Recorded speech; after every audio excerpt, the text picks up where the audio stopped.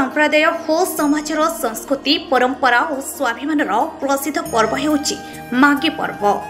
निजर पूर्वपुरुषों को मन पकाई आनंद उल्लास रे नाच गीत सांग को मारंग गुरु को पूजा अर्चना करी एही पर्व को पालन करिथांती आदिवासी संप्रदाय। माघ मासरे पर्वटी पालन हेउथिबारु एहाको माघी पर्व बोली कुहाଯାଏ। एही उपलक्षे टांगी सालेपुर निर्वाचन मंडली अंतर्गत कन्हीपुर पंचायत स्थित बेलपड़िया ग्रामर आदिवासी संप्रदाय लोके पर्वटी को उत्साहर सह पालन करिसेंती। आगामी 7 दिन पर्यंत एही पर्व पालन हेबाकु थिबा बेले टांगी सालेपुर निर्वाचन मंडलीर दक्ष बीजेपी संगठक हिमांशु कुमार महांती एही उत्सव को उद्घाटन करथिले। जो माघी पर्व एठी अनुष्ठित होईची बेलपड़िया ठारे से बेलपड़ियार समस्त गुरुजन और महामौसी मान समस्त प्रणाम जनाऊँगी। ता सहित ये अंचल के विकास हेब एवं ये अंचल विकास हेले समस्त शिक्षार उन्नति एवं स्वास्थ्यर उन्नति हेब भगवान जगन्नाथ कथरे प्रार्थना करुँची एवं निवेदन करी मुख्यमंत्री पाखे ये अंचल को केमती शिक्षा ठारू सर्वोच्च रखिए बोली आशा करी।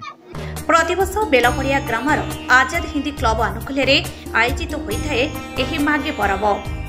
क्लबर एभली कार्यक्रम आयोजन को हिमांशु प्रशंसा करने सहित सेमानक शिक्षा व्यवस्था रे उन्नति आनिबा पई सरकारी स्तर में उद्यम जारी रखिबे बोली अनुष्ठित उत्सव रे प्रतिश्रुति दैछंती।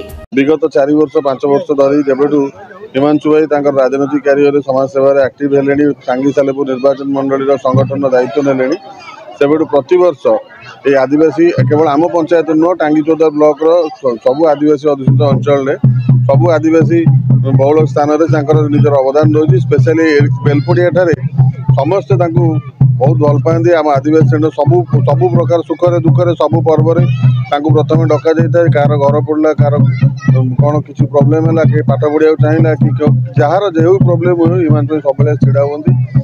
आदिवासी समाज आग भाया परिस्थिति ना वर्तमान स्थित जो भाव में केंद्र सरकार भाजपा सरकार तरफ जो भाव में नूतन नीतिमान प्रणयन कर भारत राष्ट्रपति आम समस्त हेड जी प्रथम नागरिक सी भी आज माननीय श्री द्रौपदी मुर्मू सी आदिवासी संप्रदाय बिलंग करती आमर मुख्यमंत्री आमर केंद्र मंत्री जुएल राम मुख्यमंत्री मोहन माझी समस्त आदिवासी समाज आ पचरे ना शिक्षार उन्नति आहरी दरकार। निश्चित भाव में हजार हजार वर्ष धरी निष्पेषित रही जाति को उठाई आहरी किसी समय लगे सरकार से मोदी सरकार से संपूर्ण भाव चेष्टा कर माननीय सांसद बैजयंत पंडा महोदय नेतृत्व में भाई हो समाज को जो जातीय भाषा करने लिपि को स्वीकृति देवाई दिल्ली में जाते हिमांशु भाई सहित जाते सबु प्रकार आदिवासी मान सहयोग करने सरकारी स्तर हो कि जो जिन सरकारी स्तर न हो पार्टी हिमांशु भाई व्यक्तिगत स्तर में से करने